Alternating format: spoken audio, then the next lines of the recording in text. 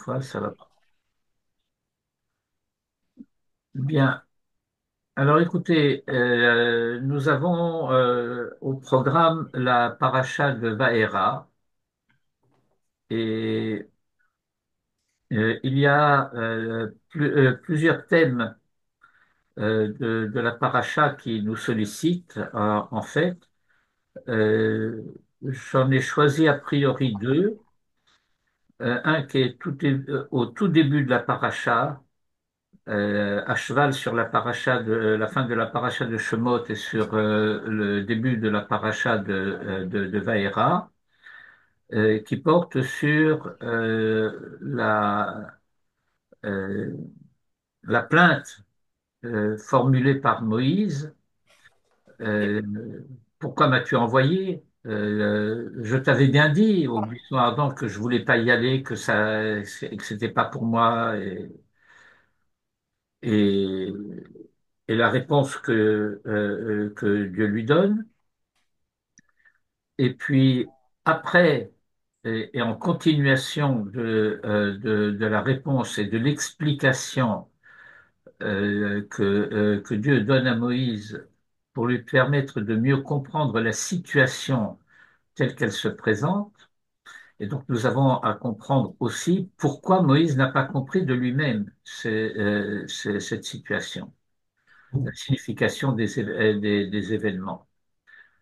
Et ensuite, nous avons le passage où Dieu dit à Moïse, eh bien, va dire à Israël que je vais les délivrer et viennent ce qu'on a l'habitude d'appeler les quatre expressions de la délivrance, quatre expressions qui en fait sont cinq et autour desquelles tourne, on va appeler ça pour l'instant la controverse des décisionnaires sur les quatre coupes de vin ou les cinq coupes de vin. Euh, et puis ensuite, nous avons dans la suite de la paracha le commencement des plaies d'Égypte. Alors, je ne sais pas si on pourra arriver jusqu'à ce point du commencement des plaies, mais je voudrais reprendre en introduction au sujet euh, la scène, la longue scène, d'après le Midrash, ça a duré 7 jours. Pendant 7 jours, Dieu a tenté de convaincre Moïse d'accepter la mission, et ce n'est qu'en fin de compte, lorsque Aaron a été adjoint, si je puis dire, au programme que Moïse a fini par accepter.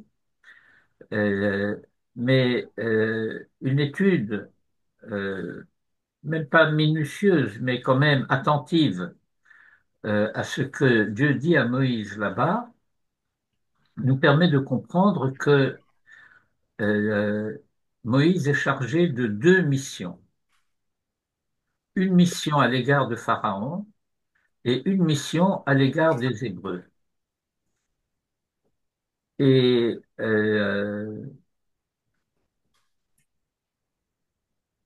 c'est, dans une certaine mesure, en tout cas, euh, la cause, sinon la source d'un malentendu fréquent dans la conscience juive d'une manière générale.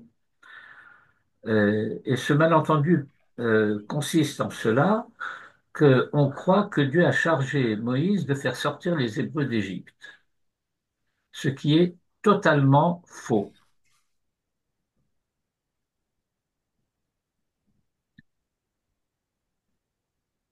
Il y a une mission à l'égard de Pharaon, et cette mission à l'égard de Pharaon consiste à euh, faire en sorte que Pharaon finisse par donner son accord pour que les Hébreux sortent d'Égypte.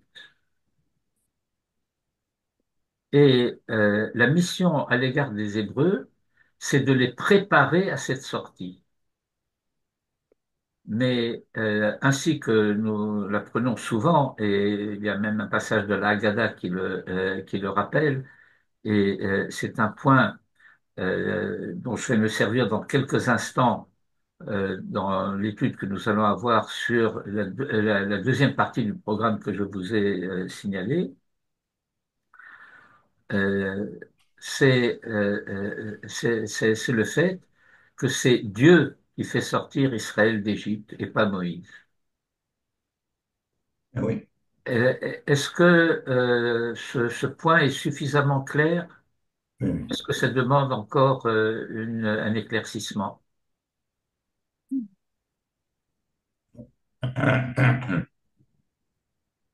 Vous êtes bien silencieux les uns et les autres. On acquiesce. En réalité, c'est Dieu qui a fait sortir Israël d'Égypte, mais en fait, Pharaon y a participé. Non, ce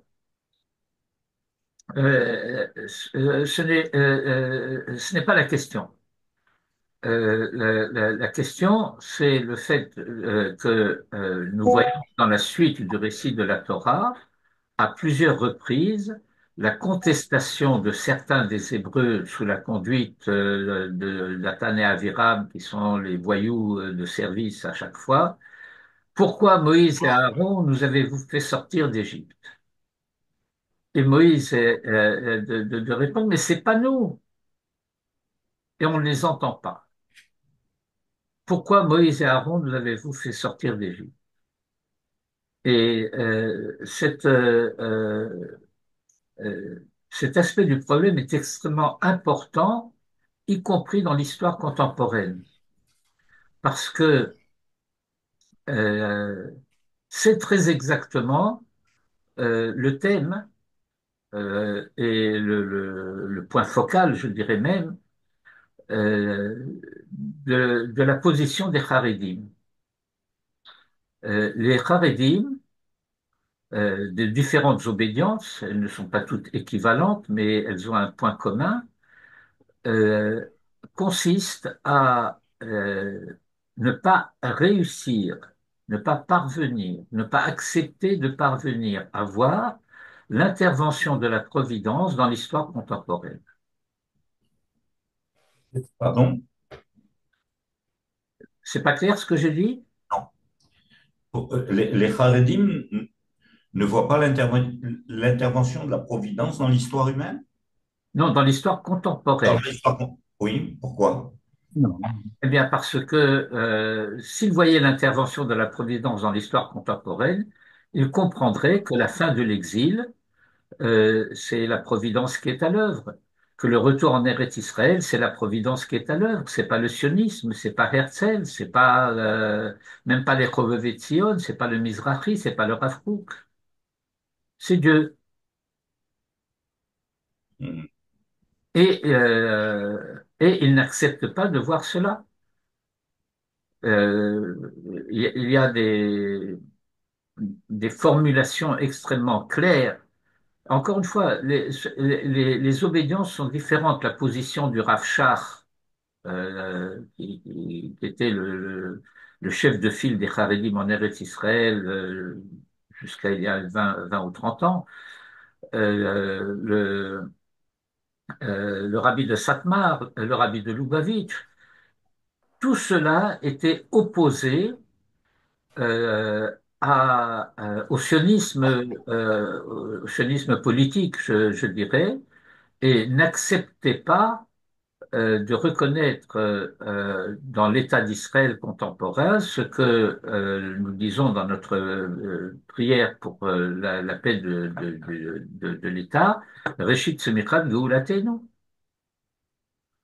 Euh, le, je dirais que la position du rabbi de Lubavitch à l'égard de Eretz Israël était beaucoup plus claire.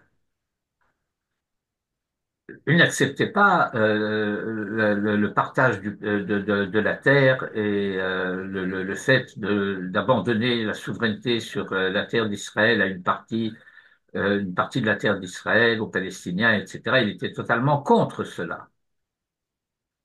Mais en même temps, quand vous allez à la tfila chez Chabad, ils ne font pas la tfila les Shlom Medina. Ils ne font pas la tfila le Chayalit Tzahal, ce qui est un scandale. Pourquoi est-ce qu'on fait la prière pour le tsar de Russie? Pourquoi est-ce qu'on fait la prière pour Napoléon, et y compris pour Macron et pour Donald Trump et pour le roi d'Angleterre et pas pour l'État d'Israël?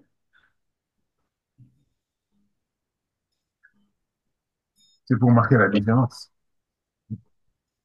Ouais. Vous avez un humour cynique. C'est la réalité. Non, mais c'est de ça qu'il s'agit. C'est très exactement ce point dont il s'agit. Alors, je vais aborder maintenant le premier thème que j'ai annoncé tout à l'heure. Moïse va chez Pharaon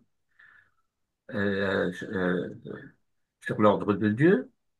Nous avons à remarquer, et c'est un point extrêmement important, que Dieu dit à Moïse, tu iras chez Pharaon avec les anciens d'Israël.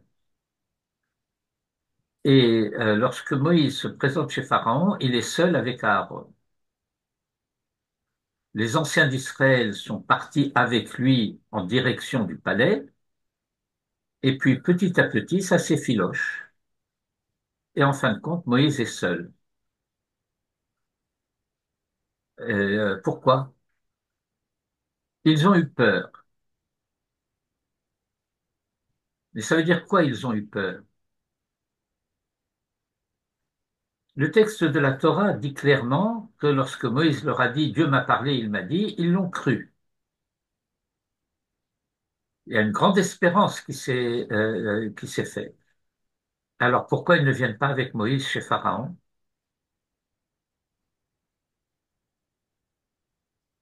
Toujours est-il, Moïse et Aaron sont seuls. Et cette solitude de Moïse et de Aaron va les accompagner tout le temps de l'histoire.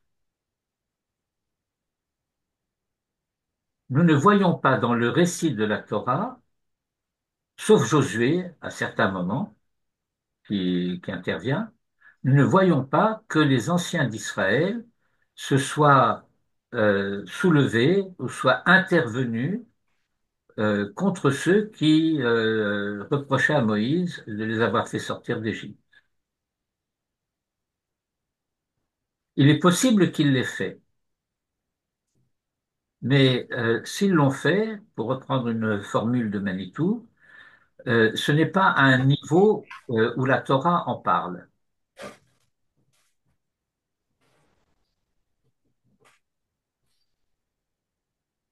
Ça n'a pas de signification au niveau de la révélation de la Torah. Autrement dit, s'ils l'ont fait, c'est anecdotique. Toujours est-il que l'une des choses que Dieu a dites à Moïse, c'est que je sais que Pharaon n'acceptera pas de vous laisser partir, pas même Beyat Razaka. Et donc, lorsque Pharaon refuse, Moïse est supposé avoir été prêt à ce refus.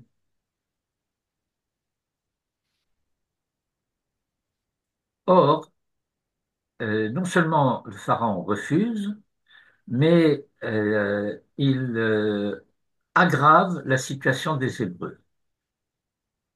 Jusqu'à présent, vous vous rappelez, les Hébreux devaient construire des bâtiments à Miskonot le phare et Pitom Vet Ramsès, et on leur fournissait des briques et ils devaient donc construire avec ces briques. Maintenant, on leur dit, Eh bien, vous allez construire au même rythme, mais on ne vous donnera plus de briques, vous devrez fabriquer les briques vous-même.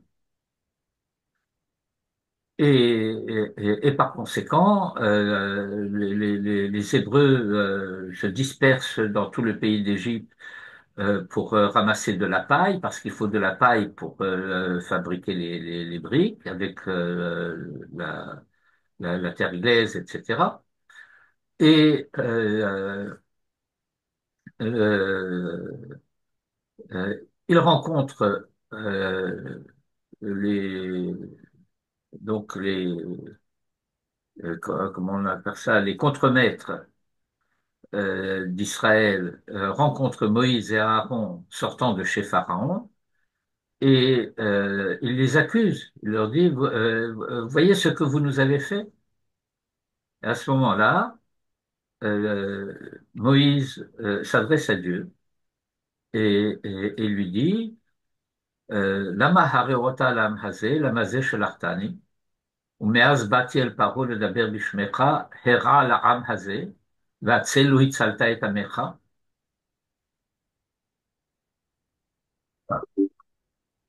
Euh, une plainte qui comporte une dimension d'accusation.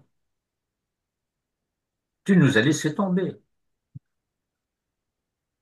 Et lorsqu'il dit pourquoi m'as-tu envoyé, si c'était pour obtenir ce résultat-là, c'était pas la peine. Alors Dieu lui répond, Rata tiré, maintenant tu verras. Et ta chair a assez le pharaon, ce que je ferai à Pharaon. Kibeyat Razaka Yeshalechem, parce que d'une main forte, il les renverra.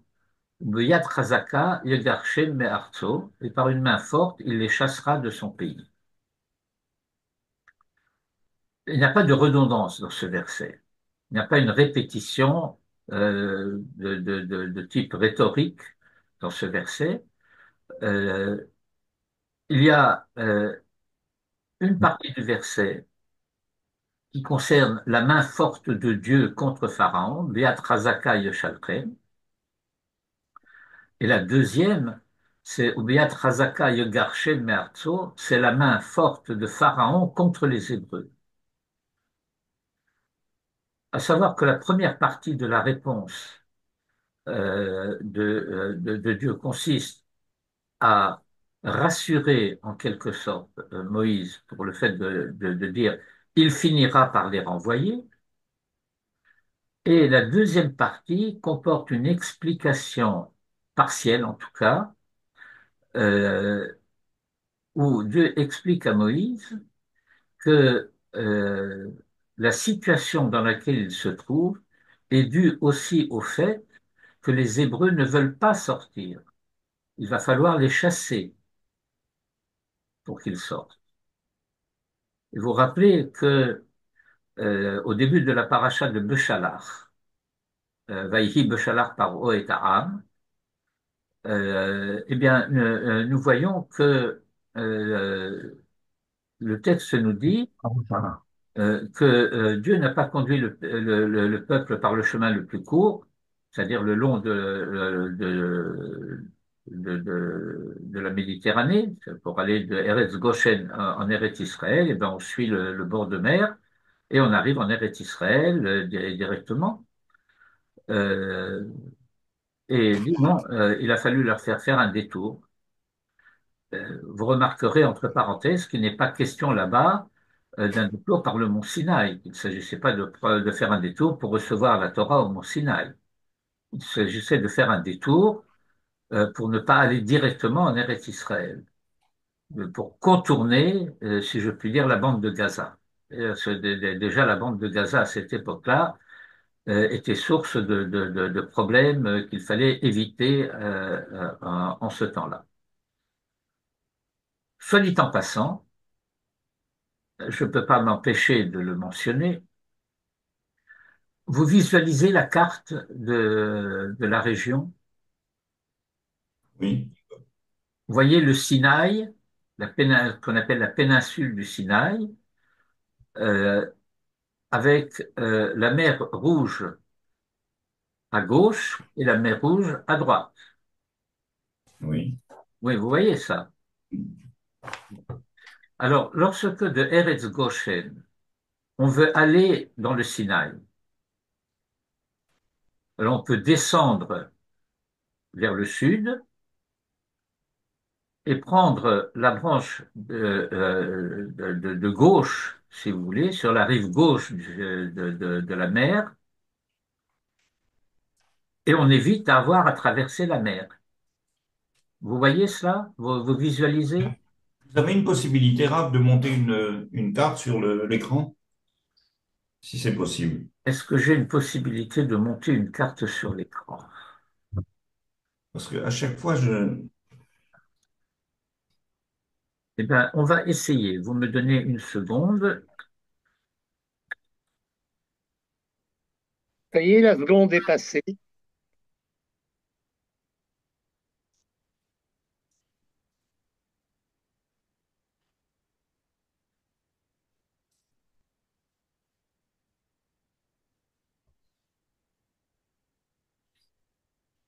Bon, voilà. Je vais monter une carte. Alors, un instant, que je revienne dans Zoom, que je fasse, où c'est partage d'écran. Et on va partager cet écran-ci. Voilà. Alors, vous voyez ici, cette région-là, vous voyez ce que je montre avec la souris? Oui. Oui, c'est Eretz Goshen. Erez Goshen et on arrive à Gaza. Ouais. Alors, si on suit directement, eh bien, on arrive en Eretz Israël. Et on arrive à Jérusalem et à Hebron facilement. Et dit non, non, on va pas prendre ce chemin-là. Et on leur fait faire un détour par le Sinaï.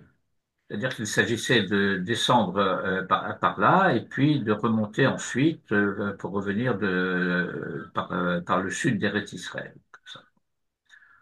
Mais donc, on pouvait descendre si vous voulez. Vous suivez Oui. la souris? Absolument. Oui, oui. On Très peut bien. descendre comme ça et on descend par ici. Oui. Et à Et ce on moment-là, ne traverse pas la mer. on évite le golfe de Suez. Ça, c'est la mer Rouge. Voilà. Et ça, c'est le golfe d'Aqaba, c'est la mer Rouge. Vous voyez, ça se rejoint par ici en bas. C'est pour ça qu'on appelle ça la péninsule du Sinaï.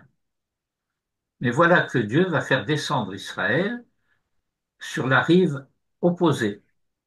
Et on va se trouver ici, de ce côté-là de la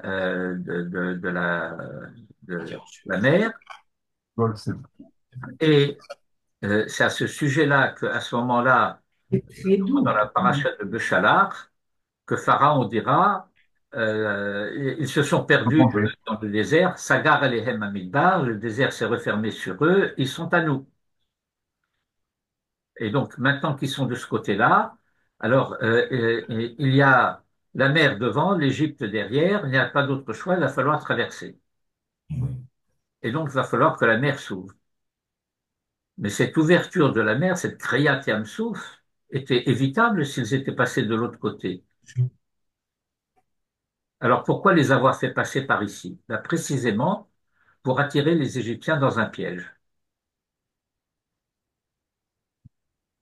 Mais en tout cas, ce que nous apprenons de ces premiers versets de Parashat Beshalach, euh, c'est que d'une certaine manière, les Hébreux sont sortis d'Égypte à reculons. Mhm. À plusieurs reprises, la Torah les appelle Ha'am, Ha'am, Ha'am, et ce n'est que le dernier verset du passage, Vachamushim alou bnei Israël meret Mitzrayim, que d'un seul coup apparaissent des bnei Israël qui sont armés. Alors on a l'habitude de dire, eh bien, sociologiquement, si vous voulez, à cette époque-là, les Hébreux étaient partagés en trois euh, catégories. La catégorie la plus nombreuse, 4/5 du peuple, ne voulait pas sortir d'Égypte du tout. Et ils ne sont pas sortis d'Égypte. C'est de cela que le Midrash dit qu'ils sont morts dans l'obscurité, dans la, comment on dit ça, Prochain Mitzrayim. dans la ténèbre de l'Égypte. Il y avait une deuxième catégorie euh, qui ne voulait pas sortir, mais qui a fini par accepter de sortir à contre-cœur. Et cela, la Torah les appelle Ha'am. Et puis il y avait une troisième catégorie, qui sont ceux qui seraient sortis plus tôt s'ils avaient pu, et la Torah les appelle Béné Israël. Mais ces Béné Israël ne représentent qu'une minorité de la minorité qui a accepté de sortir. Et donc, vous connaissez le Midrash qui explique que Chamushim alou Béné Israël meret Mitzrayim, l'une des lectures, c'est que ils sont sortis un cinquième du peuple. Ce qui donne une indication extrêmement importante concernant la manière dont la Providence agit, puisque cela signifie que si c'est Dieu qui fait sortir Israël d'Égypte, il pouvait les faire sortir tous, Mhm. mais il ne fait sortir que ceux qui veulent sortir. Et il n'oblige pas ceux qui ne veulent pas sortir à sortir. Les décisions et les conduites des hommes leur appartiennent, nous appartient. Euh, je dirais par exemple que dans la situation contemporaine, euh, je vais prendre comme exemple, parce que c'est celui qui nous est le plus familier et le plus proche, la communauté juive de France, néanmoins la plus importante d'Europe. Eh bien, ils sont très bien en France. Ils n'avaient absolument aucune intention de quitter la France.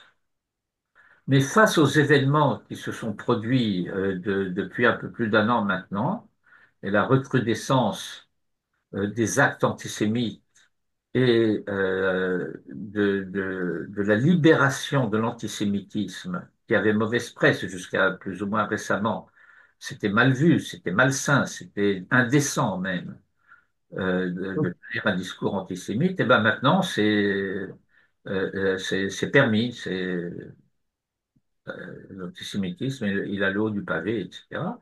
Alors, un très grand nombre, statistiquement parlant, de juifs décident d'envisager la Aliyah. Et quand je dis d'envisager la Aliyah, ça veut dire qu'ils ouvrent des dossiers à l'agence juive. J'ai vu récemment un article euh, sur l'agence juive en France. Il disait que jusqu'à récemment, l'essentiel de l'activité de l'agence juive était surtout une activité sociale, éducative, etc. Et puis que d'un seul coup, ils doivent recommencer à s'occuper de dossiers de Aliyah. Mais cette Aliyah, ben, c'est la Aliyah qui correspond à ceux-là qui se préféraient rester en Égypte plutôt que de sortir, mais ils ne peuvent pas faire autrement. Mhm. Parce qu'ils s'aperçoivent que rester en Égypte, c'est devenu trop dangereux, c'est devenu trop dur, c'est devenu insoutenable.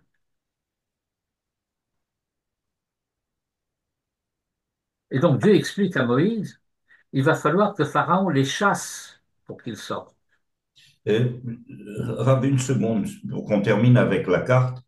Donc, ils ont traversé à quel endroit? On voit la Suez Ouais, ils ont traversé quelque part par ici. par là, dans le golfe. un petit peu au sud de Suez. Voilà. Oui, d'accord. Excusez-moi Il y a d'avoir. pas- la Torah ne nous donne pas d'indication Oui, oui. topographique précise. Mais en tout cas, ils étaient sur ce côté-là, sur ce bord-là de la mer Rouge. Mhm. Soit dit en passant, La mer Rouge, c'est une erreur de traduction à partir de l'anglais. Oui. Vous savez ça? Oui, vous nous l'avez dit déjà. Vous nous l'avez dit. Bon, cette mer en hébreu s'appelle Yam Souf, Yam-Souf, la mer des joncs. donc la mer des joncs. Comment on dit les joncs en anglais?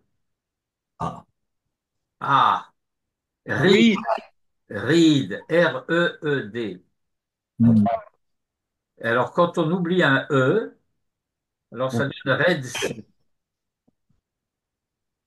Et puis Red Sea, ça fait la mer Rouge. C'était une preuve supplémentaire du fait qu'on ne peut lire la Torah qu'en hébreu. Sans ça, on se fout dedans. Bien. Alors, je referme malgré tout cela, qui nous intéresse plus tellement, mais je pense que les choses sont claires. C'est plus clair. Je dis, Biyat Chazaka Yegar Shem Me'artso.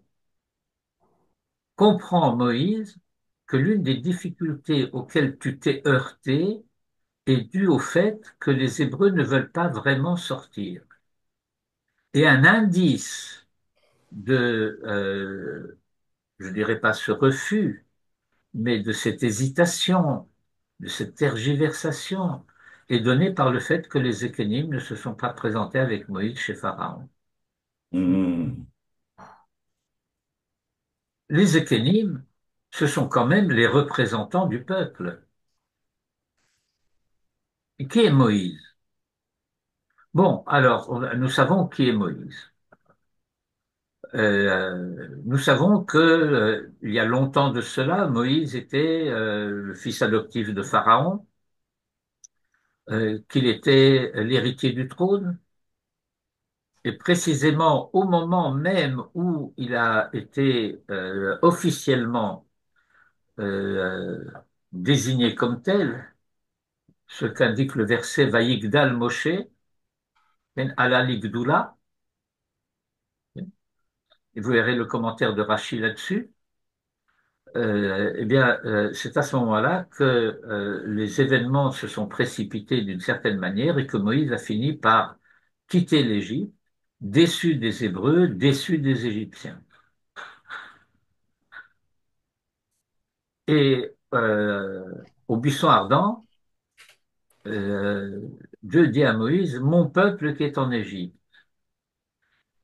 J'ai entendu la plainte de mon peuple qui est en Égypte.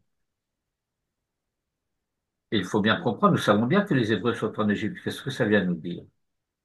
Eh bien, ça veut dire que Moïse était parti à Midian et il espérait fonder dans cette descendance-là d'Abraham, puisque Midian descend d'Abraham, un Israël de rechange. Et Dieu lui dit, mon peuple, c'est pas Midian, c'est en Égypte. Et tu n'as pas réussi à comprendre à cette époque-là que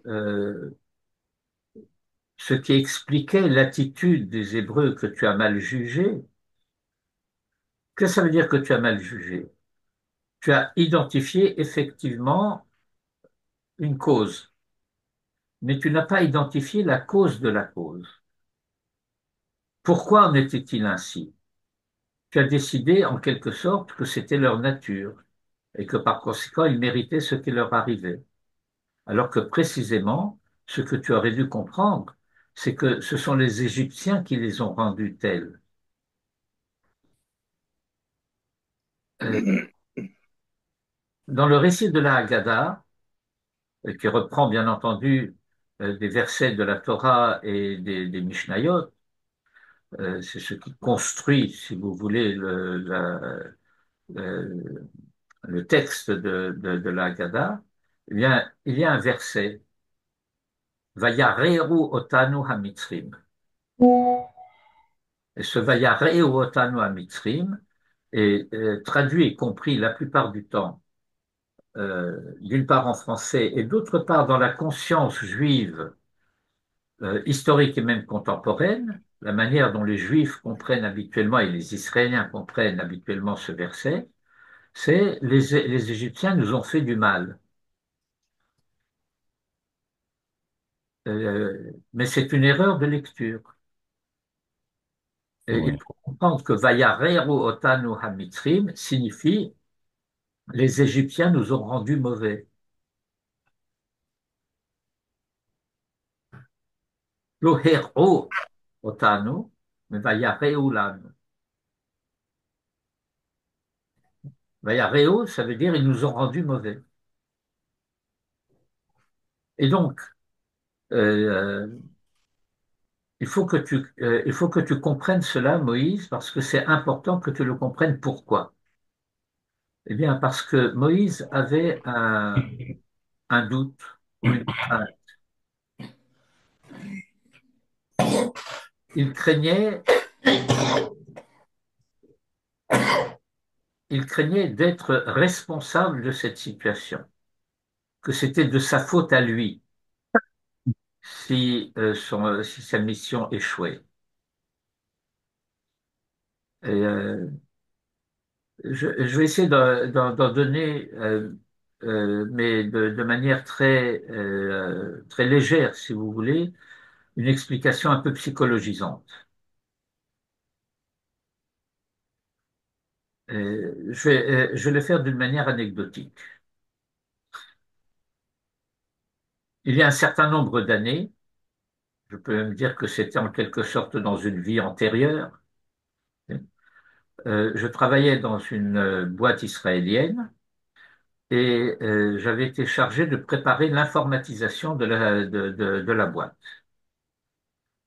Et j'avais fait une étude comparative d'ailleurs. J'avais présenté les deux principales options euh, que l'on pouvait éventuellement retenir.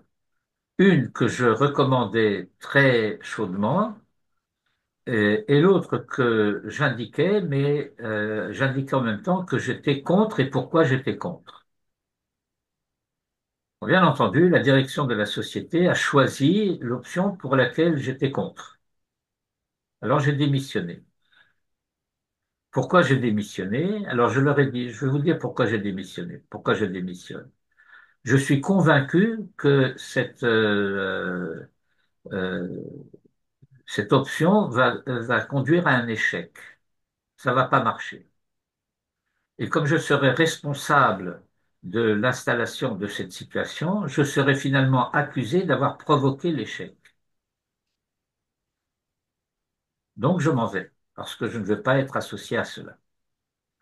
Bien, le Havdil, toutes les Havdalot possibles, Moïse refusait cette mission.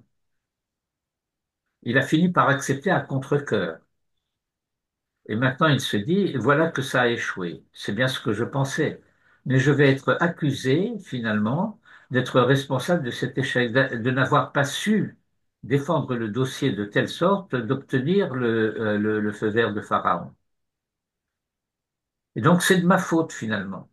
De quelque côté qu'on prenne le problème, c'est de ma faute. Alors Dieu doit le rassurer pour lui dire, non, ce n'est pas de ta faute. C'est de la faute des Hébreux et c'est de la faute de Pharaon, des Égyptiens. Mais ça veut dire quoi en même temps? Eh bien, en quelque sorte, ça veut dire que Moïse est dans une situation qui est une première dans l'histoire. Il n'a pas de modèle de référence. Et la Torah nous raconte en détail ce qui se passe pour que nous, le jour venu, lorsque nous rencontrons les difficultés que nous rencontrons à chaque fois dans les temps de fin d'exil, eh bien, nous ayons une référence à laquelle nous puissions comparer la situation pour comprendre ce qui se passe dans notre histoire.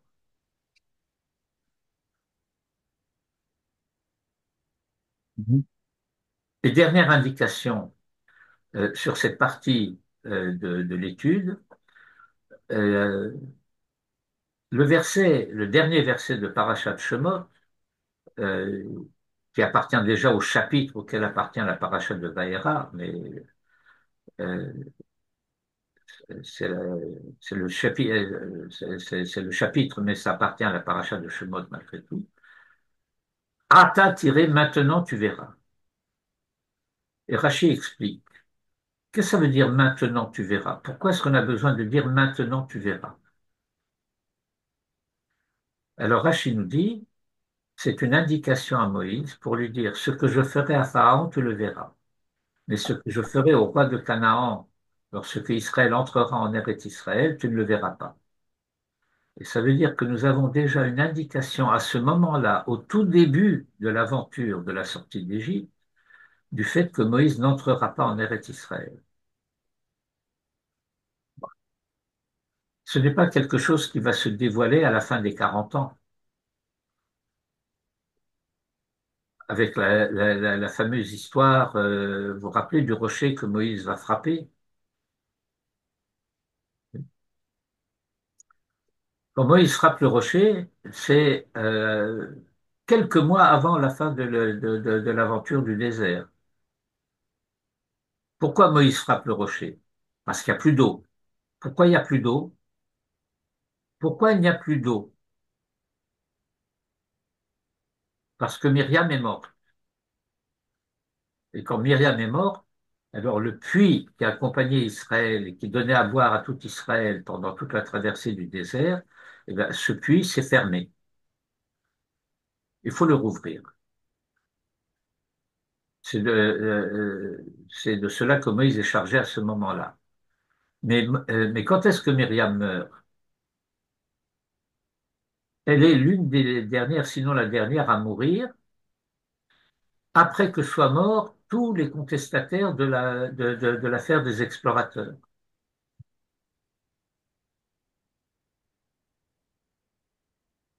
Et donc, nous sommes à la fin des 40 ans du désert. Mais Moïse sait depuis avant la sortie d'Égypte que ce qui va se passer après, il ne le verra pas. Ata tiré, maintenant tu verras. Qu'est-ce que ça veut dire? Ce qui arrivera aux 31 rois de Canaan, tu ne le verras pas.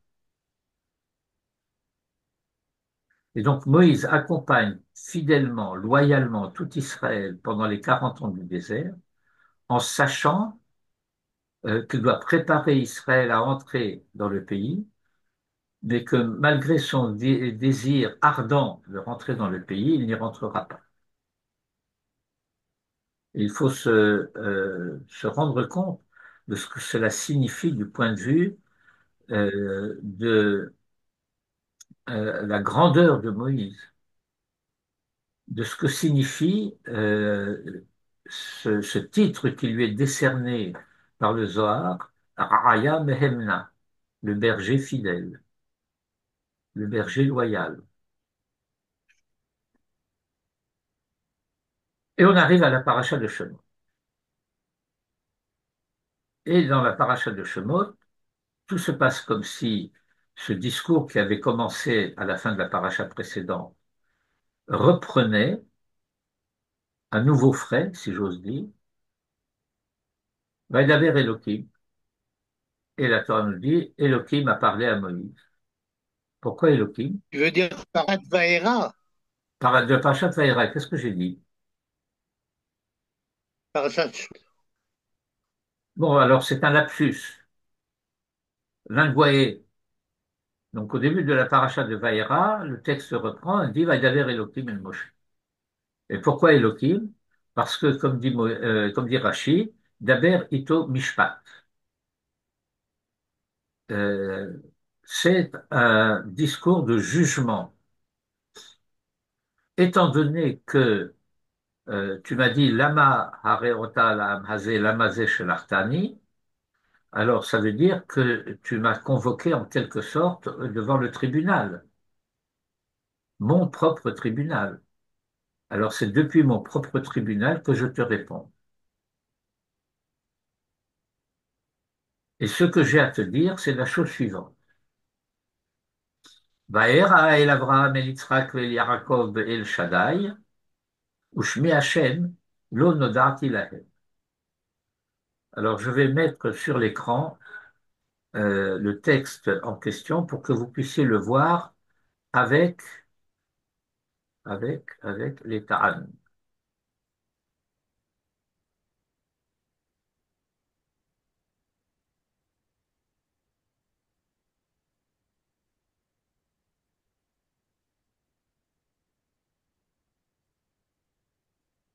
Et où il est mon texte avec les femmes?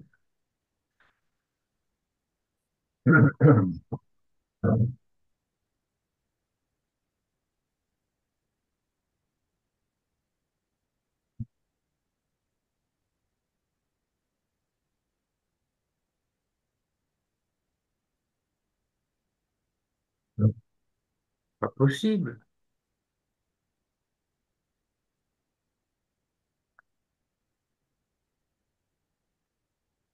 Je recommence.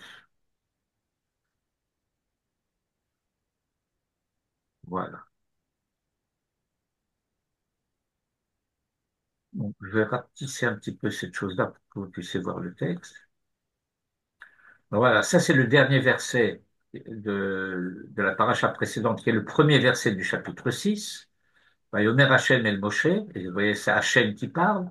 Ata tiré Asher haesé le Pharaon, Kviat Chazaka yeshalchem, Kviat Chazaka yegarshem me'artso.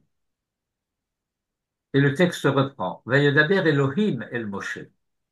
Et comme je le disais tout à l'heure, dit Berito Mishpat. Vayomer Elav, et il lui dit, Ani Hachem, je suis Hachem. Hachem ou Elohim. Mais voilà, ce que tu dois comprendre pour comprendre la situation, c'est que je suis Hachem, Havaya. Que signifie Hachem? Hachem signifie fondamentalement providence de l'histoire humaine. Elohim, c'est garant de la stabilité des lois de la nature. Mais moi, Hachem, en tant que providence de l'histoire humaine, je suis aussi celui qui est, euh, comment je vais dire ça, qui garantit, qui assure euh, la réalisation des promesses que je fais. Or, verset 3, Vaera el Avraham el Yitzhak ve'el Yaakov ve'el Shaddai. Je me suis montré à Abraham, à Isaac et à Jacob en tant que El Shaddai. El Shaddai, nous traduirons par Dieu Tout-Puissant. Pourquoi Dieu Tout-Puissant? Parce que il a il peut promettre parce qu'il pourra réaliser. Il a la puissance de réaliser, donc il peut promettre. Mais je me suis montré à eux en tant que celui qui a promis. Ushmi Hashem. Or, mon nom est Hashem, pas El Shaddai. Et vous voyez ici ces deux mots. Ushmi Hashem, c'est ce qu'on appelle une unité de lecture.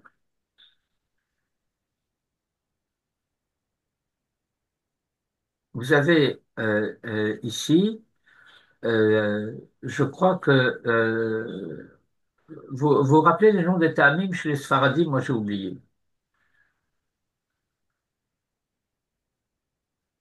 David, On n'est pas. non.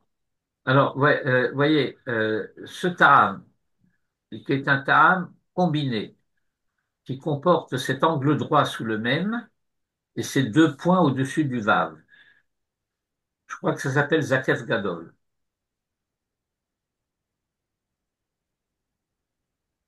C'est une unité de lecture. Ça veut dire que, en tout état de cause, euh, c'est un taram qui est doublement disjonctif. Il sépare cette unité de lecture de ce qui précède et de ce qui le suit.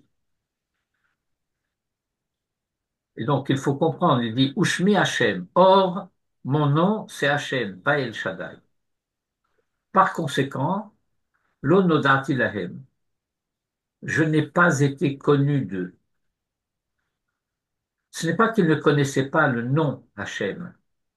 À de très nombreuses reprises, nous avons pu voir dans toutes les parachiotes de Sefer Bereshit, depuis l'apparition d'Abraham sur la scène de l'histoire, Hachem s'adresse à lui pour lui dire Lech Lecha, et puis ensuite il arrive en Eretz Canaan, Vaïkra Beshem Hachem. Ils connaissent le nom Hachem, ils savent ce que le nom Hachem signifie, mais ils n'en ont pas eu l'expérience. Pourquoi? Parce qu'ils n'ont pas vu le commencement du commencement de la réalisation des promesses. Et le Midrash est très explicite à ce sujet, puisque il va traduire ce verset Vaera el Avram el Yitzhak vel Yaakov el Shaddai ushme Hashem lo nodati lahem. Et le Midrash va dire, en quelque sorte, avec un grand soupir, Haval al de Avdin vela mishtakrin. Dommage pour ceux qui ont disparu et qu'on ne retrouve pas, qui sont les patriarches. J'avais dit à Abraham, je te donnerai cette terre, et quand il a voulu enterrer Sarah, il a fallu qu'il paye le prix fort. J'avais dit à Yitzhak, je te donnerai cette terre, et lorsqu'il a voulu boire de l'eau, eh bien, on lui a refusé l'accès au puits. Et puis, j'ai dit à Jacob, c'est l'histoire de l'échelle, euh, la terre sur laquelle tu reposes, je te la donnerai, etc. Et puis, lorsqu'il est revenu de chez Laban, il a fallu encore qu'il paye le prix cher pour Vaïken de Meakesita, etc. Et donc, euh, le, euh, le texte sous-entend ici, mais de manière extrêmement explicite, ce fait que il y a une différence fondamentale entre la situation de Moïse et la situation des patriarches. C'est le fait que les patriarches ont été les contemporains d'une promesse. Or, voici que Moïse est le contemporain du commencement de la réalisation des promesses.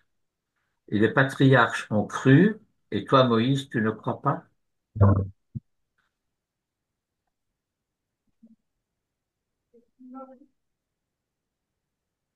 Et alors, il faut bien comprendre, ce lo nodati lahem, ce n'est pas je ne leur ai pas fait connaître.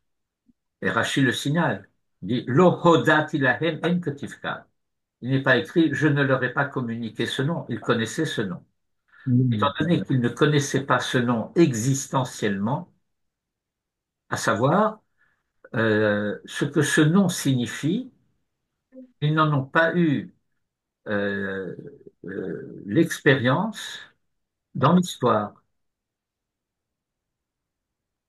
C'était resté pour eux, on pourrait dire, de l'ordre de la foi.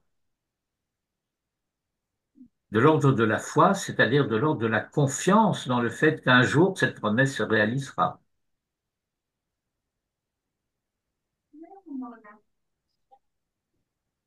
Et par conséquent, verset 4, eh bien, ce qui a commencé à se passer maintenant depuis le buisson ardent,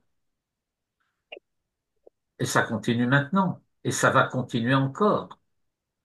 Vegam hakimoti et beriti itam, et je réaliserai mon alliance avec eux, la tête lahem et eretz Canaan, de leur donner aux patriarches, à travers leur descendance. Mais c'est à eux qu'elle est donnée, c'est-à-dire qu'il faut comprendre le verset comme ça. L'alliance consistait à leur donner la terre. Cette terre, qui est la terre de leur pérégrination, est Eretz Megurehem Asher Garuba. Cette terre qui leur a été donnée et où ils ont accepté de vivre en étranger, pour les raisons que nous savons, et qui sont rappelées d'ailleurs dans la Haggadah de Pessah. Et à la fin euh, de, euh, de la paracha de Bo. Vegam Shamati et Nakad Bnei Israël. Et j'ai aussi entendu la plainte des enfants d'Israël, Asher Mitzraïm Maravidim Otam, que les Égyptiens asservissent, va Eskor et Beriti. Alors, c'est pas que j'avais oublié mon alliance, hein, mais je vais réaliser cette alliance que j'avais contractée avec les pères. Et versets 6 et 7, les versets des quatre expressions de la Géoula. La reine, et il faut savoir, du point de vue de la Kodesh, de la langue de la Torah, à chaque fois que le texte dit la reine, il y a des interférences là quelque part. David, c'est chez vous? C'est chez vous que ça parle dans l'arrière-plan? C'est Dédé. C'est chez Dédé? Chez moi, Oui, oui. On entend quelqu'un qui parle, une dame qui parle quelque part. À chaque fois que le texte de la Torah dit la reine, cela introduit à une formule de serment. Quand le texte dit la reine, c'est comme s'il disait je le jure. Et donc, est mort l'Ibné Israël, dit aux enfants d'Israël, Ani Hachem, je suis Hachem, V'hotzeti etrem mitachat sivlot Mitzrayim, et je vous ferai sortir de dessous les charges de l'Égypte. V'hitzalti etrem me'avodatam, et je vous sauverai de leur servitude. V'ga'alti etrem, et je vous délivrerai bizroa netuya par une main tendue, ou bishfatim gedolim, et par de grands jugements. V'lakarti etrem li leur âme, et je vous prendrai pour moi comme peuple. V'haïti lachem le Elohim, et je serai pour vous Dieu. Vidatem qui ani Hachem Elokechem, et vous saurez que je suis Hachem votre Dieu. Hamotzi etrem, qui vous fait sortir mitachat sivlot Mitzraïm, de dessous les charges de l'Égypte. Veheveti etrem el haaret, et je vous amènerai au pays, asher nasati et yadi, au sujet duquel j'ai levé la main en serment, la tête ota, de la donner, le Abraham, le Yitzhak ou le Yaakov, à Abraham, à Isaac et à Jacob, venatati ota lachem morasha, et je vous la donnerai à vous en patrimoine, Ani Hashem. Ça a commencé par Ani Hashem, et ça s'achève par Ani Hashem, d'une certaine manière, mais pas très joli en français, aussi vrai que je suis Dieu.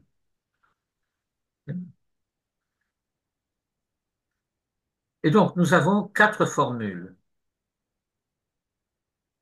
Vehotseti, vehitzalti, vegaalti, velakarti. Et en relation, en regard de ces quatre formules, nous avons les quatre parties fondamentales, essentielles du Seder de Pessah et les quatre coupes de vin. Et puis ensuite, il y a à la fin de ce verset des quatre formules de la délivrance, euh,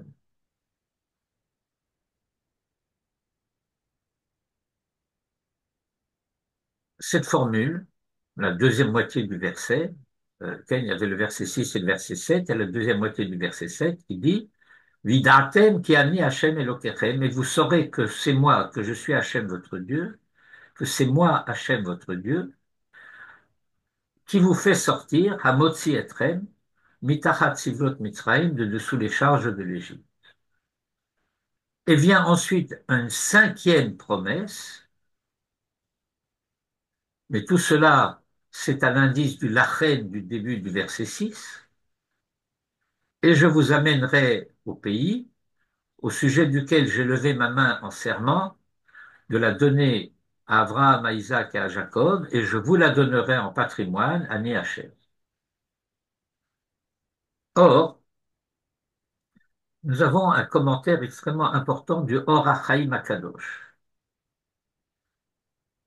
C'est dommage que notre Marocain de service ne soit pas là, puisque le Or HaChaim, c'est Rabbi Chaim Ben Attar, et il était marocain. De quelle ville du Maroc il était? il était de la ville de Salé. Salé est une ville du Maroc. Vous avez entendu parler de Baba Salé?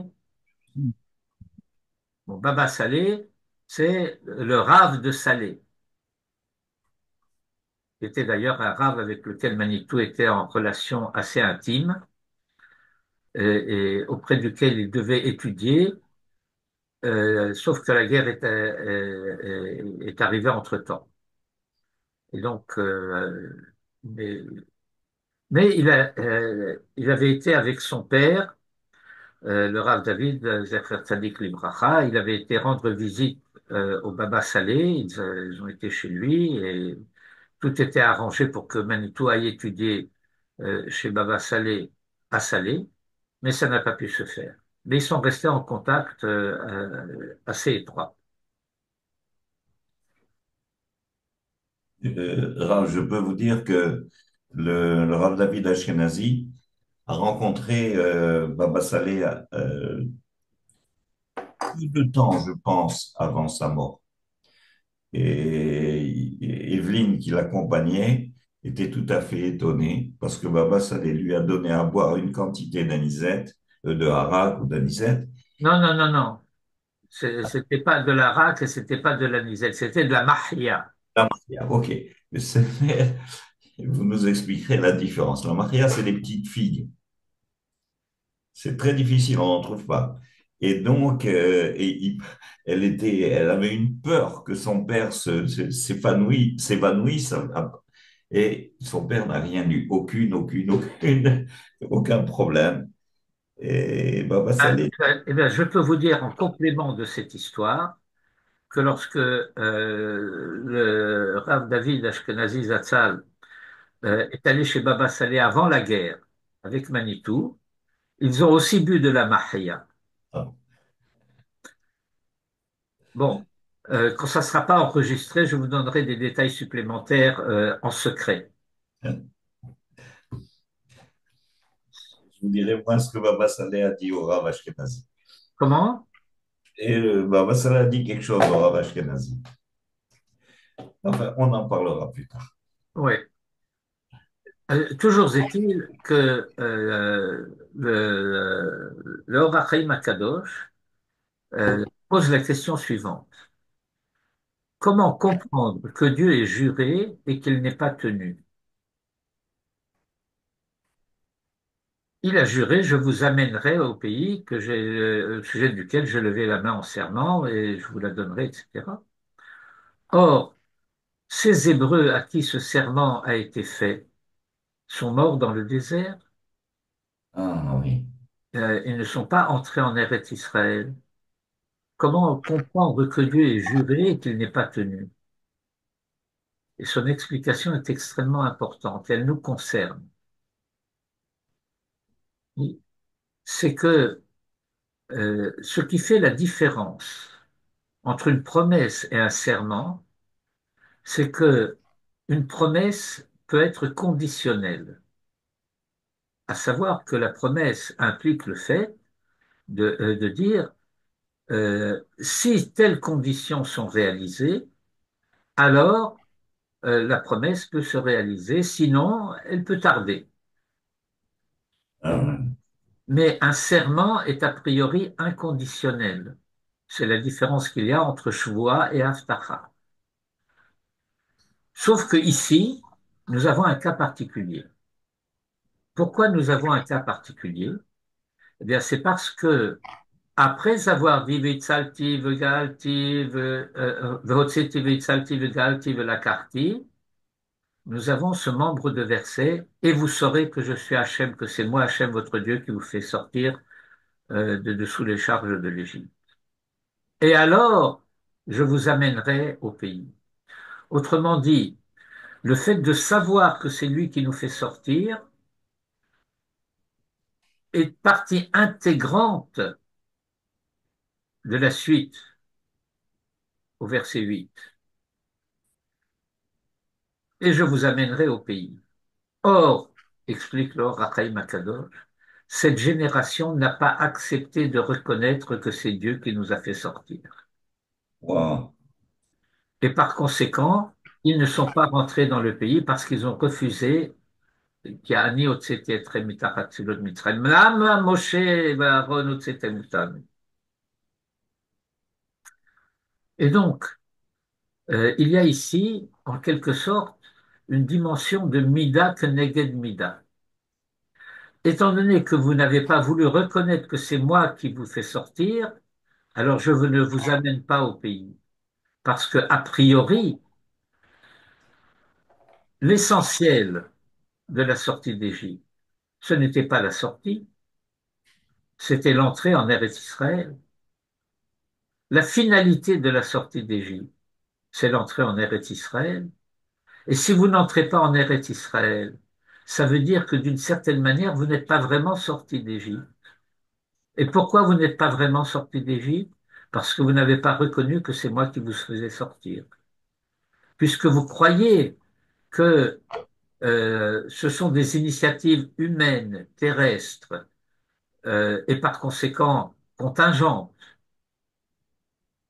qui sont à l'œuvre dans la sortie d'Égypte, alors vous vous mettez, au lieu de vous mettre sous la providence de Hachem, eh bien, vous restez en quelque sorte prisonnier des lois de la nature.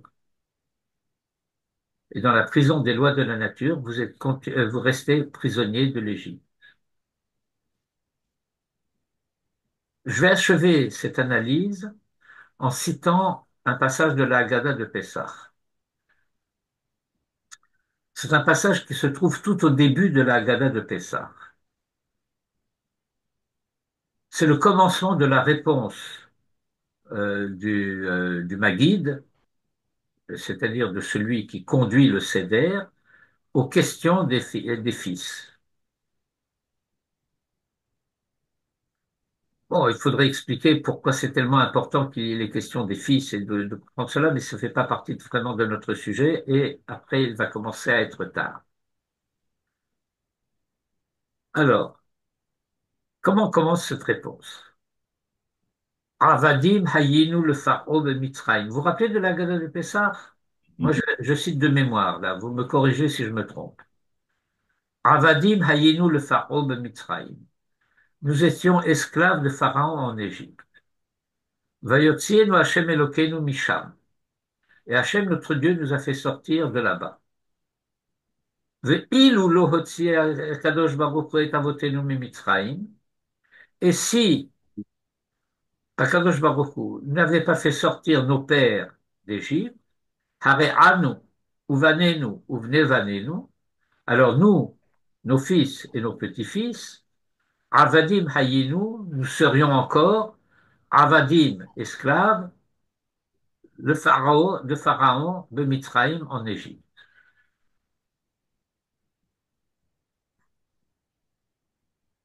Alors, il faut comprendre ce que ce texte dit de manière très précise. Et chaque mot compte. Au début, nous disions, nous étions esclaves de Pharaon en Égypte. Si tu me dis que nous étions esclaves en Égypte, je ne sais pas que c'était des esclaves de Pharaon. Et si tu me dis esclaves de Pharaon, je ne sais pas que c'était en Égypte. Mais donc, le fait de dire de Pharaon en Égypte est Ah, significatif. ça marche, hein, le truc. Quoi?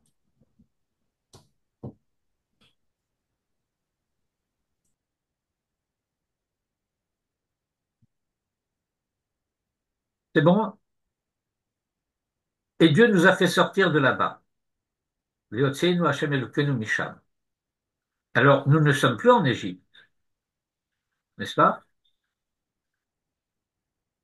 Mais si Dieu n'avait pas fait sortir nos pères d'Égypte, alors nous-mêmes, nos enfants et nos petits-enfants, nous serions encore avadim, esclaves, de Pharaon, de Mitzrayim en Égypte. Et qu'est-ce que ça veut dire, cette répétition apparente? Eh bien, cela signifie qu'il y a deux dimensions distinctes. Être esclave de Pharaon et être en Égypte. Et il y a une différence entre le fait d'être serviteur de Pharaon en Égypte et être encore serviteur de Pharaon hors d'Égypte. Ça veut dire que le fait d'être sorti d'Égypte ne nous a pas encore totalement libérés de l'emprise de Pharaon.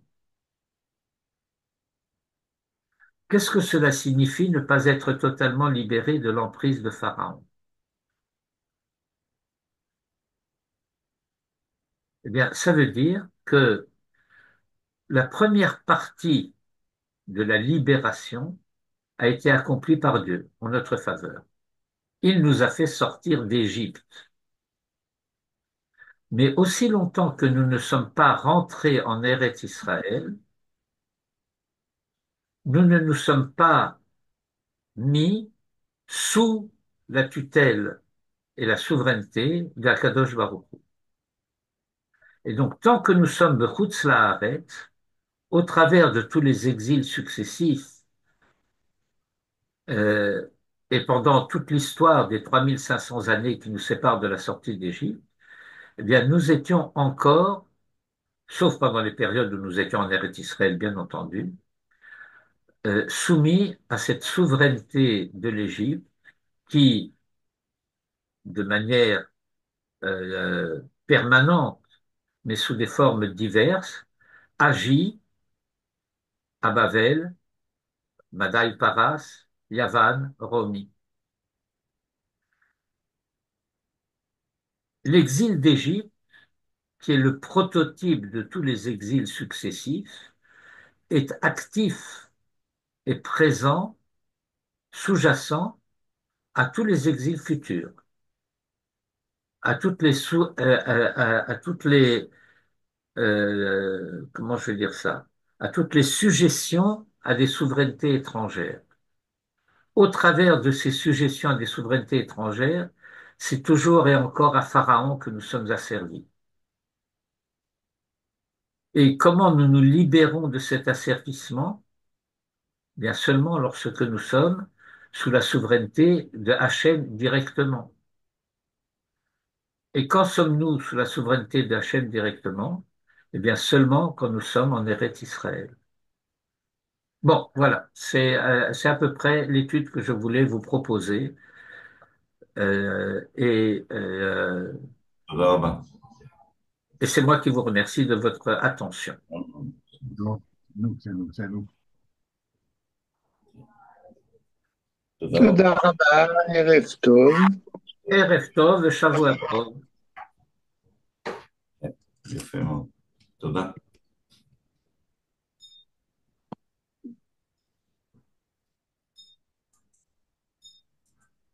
Non, où est-ce que c'est?